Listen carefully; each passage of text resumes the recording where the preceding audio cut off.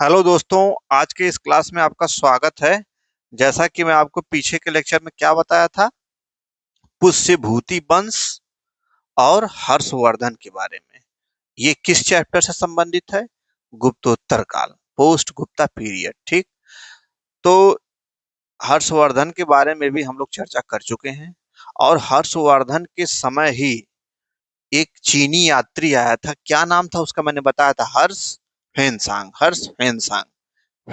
एक चीनी यात्री आया था। तो उस चीनी यात्री ह्वेन सांग के बारे में भी हमको थोड़ा जानना पड़ेगा। क्यों? क्योंकि ह्वेन सांग बड़ा महत्वपूर्ण है। ठीक है। और फिर उत्तर भारत में पंजाब वाले एरिया में कुछ विदेशी आक्रमणकारी ऐसे हूणों ने किया, तो हूण के बारे में हम जानेंगे। ठीक। इसके बाद गुप्तोत्तर काल का चैप्टर लगभग समाप्ति मानिए। ठीक। फिर छोटा सा एक टॉपिक और है। उस टॉपिक से हम सीधे किसको कनेक्ट करेंगे? Medieval India. ठीक। और दक्षिण भारत का तो अभी आपको बचा ही है। ठीक है। तो आइए हम शुरू करते हैं। देखिए, मैंने लिखा है गुप्तोत्तर काल। ठीक है। ह्वेनसांग किसके समय ये चीनी यात्री आया था? ह्वेनसांग हर्ष के समय, हर्षवर्धन के समय। तो आने का उद्देश्य, तो किसी भी चीनी यात्री के आने का उद्देश्य मैंने बताया था दो ही है। मैंने बताया था, एक तो बौद्ध साहित्यों का संकलन करना, दूसरा जो बौद्ध दार्शनिक स्थल हैं उनका भ्रमण करना। बस। चाहे वो ह्वेनसांग हो, चाहे इत्सिंग हो, चाहे इसके पहले मैंने किसको बताया था, याद करिए जाके, उस लेक्चर को देखिएगा। चाहे वो हो, वो मतलब जाके देखिएगा उसको। ठीक है। तो ह्वेनसांग के आने का उद्देश्य क्या था? कि बौद्ध साहित्यों का संकलन और बौद्ध दार्शनिक स्थलों का भ्रमण। ठीक है। तो चीनी यात्री ह्वेनसांग का आने का उद्देश्य हो गया। अच्छा, इसकी पुस्तक एक है। उस पुस्तक का क्या नाम है? ह्वेनसांग ने एक पुस्तक लिखी थी, सी यू की। पुस्तक का नाम ही है सी यू की। ठीक। अच्छा, इस पुस्तक में ह्वेनसांग ने जिक्र क्या किया? इसने भारत को कहा इनतू। भारत को क्या कहा? इनतू। या कभी कभी इंतु को ऐसे भी इंतु लिखते हैं, या YINTU इंतु ऐसे भी लिखते हैं। तो ह्वेनसांग ने अपने पुस्तक सी यू की में भारत को इंतु इंतु या इंतु कहा। ठीक। अच्छा, इसके पहले भी मैं आपको पीछे के लेक्चरों में बता चुका हूं कि भारत का जो नाम पड़ा, भारत का पहले कई नाम था, ब्रह्मवर्त, आर्यावर्त, मध्य देश। फिर इसके बाद मैंने आपको एक बताया था कि भारत में जो भारत नाम पड़ा, भारत का नाम पहले क्या क्या था? पहले आर्यावर्त एक था, मध्य देश था, भारत को आर्यावर्त भी कहते थे, मध्य देश भी कहते थे, ब्रह्मवर्त भी कहते थे। लेकिन भारत नाम कैसे पड़ा? तो भारत का जो भारत नाम पड़ा, इसको लेकर भी कई कई लोगों ने कई चीजें बोली। जैसे वैदिक वैदिक काल में हम लोग क्या पढ़े थे? भरतवंश। भरतवंश भरतवंश वैदिक काल में एक भरतवंश था, उसी भरतवंश के नाम पे भारत का नाम भारत पड़ा। और फिर एक एक मैंने और बताया था कि ऋषभ देव के पुत्र भरत के नाम पे भारत का नाम भारत पड़ा। ये भी मैंने बताया था। तो ऐसे तमाम है। वैसे देखिए, चीनी है, ये चीनी लोग हैं, तो इन्होंने भारत को क्या कहा है? इंतु या इंतु। तो ये चीजें हैं, इसको आप दिमाग में रखेंगे। ठीक है। अच्छा, आगे देखिए। ये नालंदा विश्वविद्यालय में अध्ययन, मैंने क्या लिखा है? नालंदा विश्वविद्यालय में अध्ययन। अब अच्छा, इसको देखिए। नालंदा विश्वविद्यालय कब बना था? गुप्ता पीरियड में, यानी गुप्त काल में। नालंदा विश्वविद्यालय कब बना? गुप्त काल में। ठीक। ह्वेनसांग कब आया? गुप्तोत्तर काल में। नहीं समझ में आया? देखिए इस तरह से। ये देखिए, मैंने एक मैप बना के आपको बता दे रहा हूँ, तब ठीक से। ये हो गया आपका नालंदा विश्वविद्यालय। ठीक। कब बना था नालंदा? गुप्ता पीरियड में। और ह्वेनसांग कब आता है? पोस्ट गुप्ता पीरियड में। ह्वेनसांग पोस्ट गुप्ता पीरियड में आता है। तो गुप्ता पीरियड में नालंदा बना, उसी के जस्ट बाद आता है ह्वेनसांग। यानी कि नालंदा विश्वविद्यालय अभी जल्द ही बना था। तो इस नए नए विश्वविद्यालय में ह्वेनसांग अपना एडमिशन कराता है, इसमें अध्ययन करता है लगभग 1.5 साल। क्या करता है, लगभग 1.5 साल तक इसमें पढ़ाई करता है। ठीक,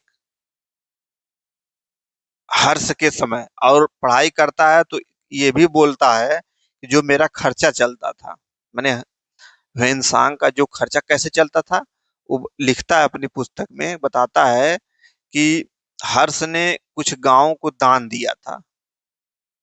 ह्वेनसांग को हर्ष ने कुछ गांव, कुछ ग्राम सभाओं को दान दिया था। उसी दान या ग्राम सभाओं से ह्वेनसांग का खर्च चलता था। तो इत्सिंग और आगे के चीनी यात्री कहेंगे कि ये कहेगा कि 4 गांव दिया था, तो आगे के चीनी यात्री कहेंगे 5 गांव दिया था। मतलब इस चीज में डिस्प्यूट है कि कितने गांव दिए थे। तो जब अब इस चीज देखिए डिस्प्यूट है, तो इससे क्वेश्चन नहीं आएगा कि कितने गांव दिए थे उसकी खर्च चलाने के लिए। तो इससे क्वेश्चन नहीं आएगा, क्यों? क्योंकि डिस्प्यूट है, विद्वानों में डिस्प्यूट है। ठीक है।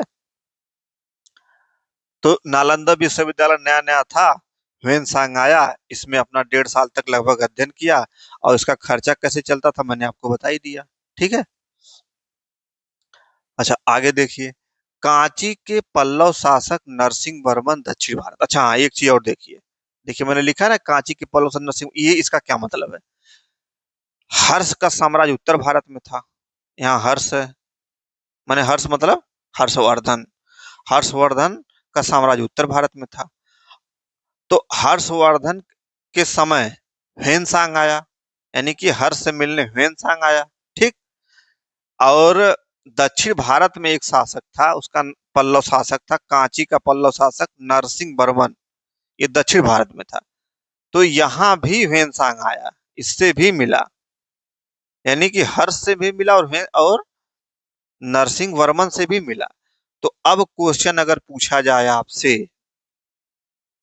कि वे, मैं आपको दो कथन बोलता हूं, आप सोचिएगा। पहला कथन, ह्वेनसांग हर्ष के शासन काल में भारत आया, पहला हो गया। दूसरा, ह्वेनसांग नरसिंह वर्मन के शासन काल में भारत आया। तो आप कहेंगे साला इतना आसान क्वेश्चन कैसे? हर्ष हर्ष ह्वेनसांग, यानी कि हर्ष के समय आया होगा, तो वो गड़बड़ हो जाएगा। हर्ष के समय ह्वेनसांग आया था, लेकिन हर्ष का साम्राज्य कहाँ था? उत्तर भारत में, तो उत्तर भारत में। लेकिन उसी समय दक्षिण भारत में भी ह्वेनसांग गया, नरसिंह वर्मन के शासन काल में। तो ये दोनों ऑप्शन मैंने जो बताया दोनों सही है, तो कंफ्यूज मत होइएगा। ये नहीं कि मैंने बता दिया हर्ष ह्वेनसांग, तो अब वही दिमाग में बैठा के रखें कि नहीं हर्ष के समय ही ह्वेनसांग आया था। आया तो था उसी के समय, लेकिन दक्षिण भारत में भी जाके इससे मिला। तो अगर ये भी ऑप्शन में आ जाए कि ह्वेनसांग जो है नरसिंह वर्मन के शासनकाल में आया, तो भाई उसके भी शासनकाल में गया था, तो दोनों सही हो जाएगा, दोनों ऑप्शन सही होंगे। ठीक है। तो ये हो गया आपका कांची के पल्लव शासक नरसिंह वर्मन दक्षिण भारत, समझ में आ गया होगा आपको। अच्छा, ह्वेनसांग को यात्रियों का राजकुमार कहा जाता है, ये एक फैक्ट है, इसको आप दिमाग में रखेंगे। ह्वेनसांग को यात्रियों का एक राजकुमार कहा जाता है। ठीक। अच्छा, ह्वेनसांग ने शूद्रों को कृषक कहा है, ह्वेनसांग ने ह्वेनसांग ने शूद्रों को कृषक कहा है। अच्छा, अच्छा शूद्रों को कृषक कहा, इससे आप क्या अनुमान लगाएंगे? मान लीजिए आप इतिहासकार हैं और शूद्रों को कृषक कहा, तो इससे आप क्या अनुमान लगाएंगे? वीडियो पॉज करके सोचिएगा, फिर इसके बाद मेरा जवाब सुनिएगा। तो अगर शूद्र कृषि कर रहे हैं, तो यानी कि शूद्रों की स्थिति बहुत अच्छी हो गई। क्यों? क्योंकि मैंने आपको बताया था कि शूद्रों का क्या काम था, मलमूत्र उठाना, लाशें उठाना, ये सब काम था शूद्रों का। लेकिन और कृषि उद्योग व्यापार, ये किसका काम था? ये वैश्यों का था। लेकिन अब जो है शूद्र क्या करने लगे? कृषि करने लगे, यानी कि शूद्रों की स्थिति पहले की तुलना में बहुत अच्छी हो गई। तो इससे हम अनुमान लगाएंगे कि अब शूद्रों की स्थिति अच्छी हो गई। ठीक है। तो इसने, ह्वेनसांग ने शूद्रों को कृषक कहा है, तो इससे हम अनुमान लगाएंगे कि अब जो है शूद्रों की स्थिति काफी पहले से काफी अच्छी हो गई थी। ठीक है। अच्छा, सिंचाई का साधन घटी यंत्र जिसको आजकल हम क्या कहते हैं, रहट कहते हैं, रहट। आप अगर बहुत पुराने होंगे तो रहट के बारे में आप सुने होंगे, हालांकि अब रहट से लगभग सिंचाई बंद ही हो गई है। लेकिन पुराने जमाने में, प्राचीन काल में, वही प्राचीन काल पढ़ा ही रहा हूँ, तो प्राचीन काल में रहर से सिंचाई होती थी, जिसको घटी यंत्र भी कहते थे। तो ये बहुत इंपॉर्टेंट है, इसको मजाक में मत लीजिएगा। ये सिंचाई का साधन घटी यंत्र आपसे पूछ देगा क्वेश्चन कि घटी यंत्र का प्रयोग कब से शुरुआत हुई, तो रहट आपको बताना पड़ेगा कि गुप्तोत्तर काल में किसने सबसे पहले, तो ह्वेन ने जिक्र किया अपने पुस्तक में। ठीक है, तो ये सारी चीजें आपको दिमाग में रखनी है। तो ये तो हो गए ह्वेन। अब हम देखते हैं कि गुप्तोत्तर काल में जो विदेशी आक्रमणकारी हूण थे उसके बारे में थोड़ा बहुत जान लेते हैं। ठीक है, तो विदेशी आक्रमणकारी हूण, हूणों को, हूण कहां से आए थे? मध्य एशिया की बर्बर जाति थी। हूण एक बर्बर जाति थी। कहां से? सेंट्रल एशिया से आए थे। ठीक है, तो बस इतना ही दिमाग में रखना है कि हूण मध्य एशिया की बर्बर जाति थी। अच्छा, प्रथम आक्रमण असगंध गुप्त के समय, तो प्रथम विदेशी आक्रमणकारी हूण कौन था? किसके समय आक्रमण किया? आपसे क्वेश्चन पूछा जाएगा कि किस शासक के समय हूणों का सर्वप्रथम आक्रमण हुआ। किस शासक के समय हूणों का सर्वप्रथम आक्रमण, मतलब सबसे पहले हूण किस शासक के समय आक्रमण किए, तो वो कौन शासक है? स्कंदगुप्त। और स्कंदगुप्त किस काल का है? गुप्त काल का है। ठीक, यानी कि हूण जो है गुप्त काल से ही आक्रमण करना चालू कर दिए थे। ठीक है, तो प्रथम आक्रमण का मतलब जो हूण का, हूणों का प्रथम आक्रमण स्कंदगुप्त के समय। ठीक है, अच्छा, जो पहला आक्रमणकारी, अब आपसे पूछा जाएगा कि ऐसा विदेशी आक्रमणकारी हूण कौन सा हूण था जिसने भारत पे पहली बार क्षेत्रों को कब्जा किया, क्षेत्रों पे अपना नियंत्रण स्थापित किया। ऐसा कौन हूण आक्रमणकारी था जिसने भारत पर सबसे पहले क्षेत्रों को जीता? क्या मैंने क्वेश्चन पूछा कि ऐसा कौन हूण आक्रमणकारी था जिसने सबसे पहले भारत के क्षेत्रों पर, कुछ क्षेत्रों पर नियंत्रण स्थापित किया? तो वो कौन था? तोरमड़। तोरमड़ ये नाम है, हूण आक्रमणकारी है तोरमड़। ठीक है, अच्छा, अगला, अगला देखिए, अगला क्या मैंने लिखा है। हूणों का सर्वाधिक प्रसिद्ध शासक मिहिरकुल था। हूणों का सर्वाधिक प्रसिद्ध शासक मिहिरकुल था, जिसको नरसिंह बालादित्य और यशोधर्मन मिल के मिहिरकुल को हराते हैं।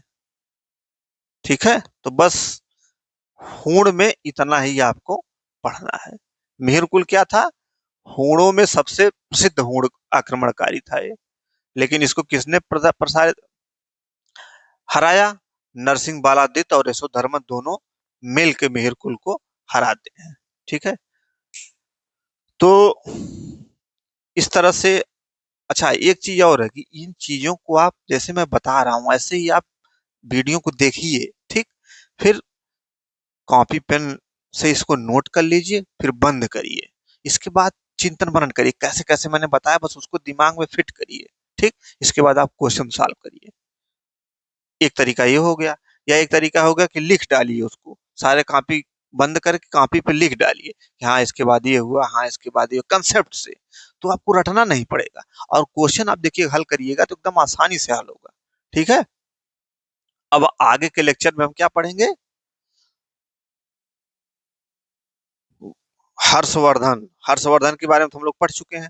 तो हर्षवर्धन का जब साम्राज्यों का जब पतन होगा, हर्षवर्धन के साम्राज्य का जब पतन होगा, तो फिर भारत में, मैंने बताया ना, पोस्ट गुप्ता पीरियड, एकदम विकेंद्रीकरण, सारी छोटे छोटे राज्य हो जाते हैं। ठीक है, तो आगे के लेक्चर में हम पढ़ेंगे पाल, प्रतिहार, राष्ट्रकूट, ये सब छोटे छोटे राज्य हो जाते हैं जब हर्षवर्धन का साम्राज्य, हर्षवर्धन की मृत्यु हो जाती है उसके बाद की स्थिति है।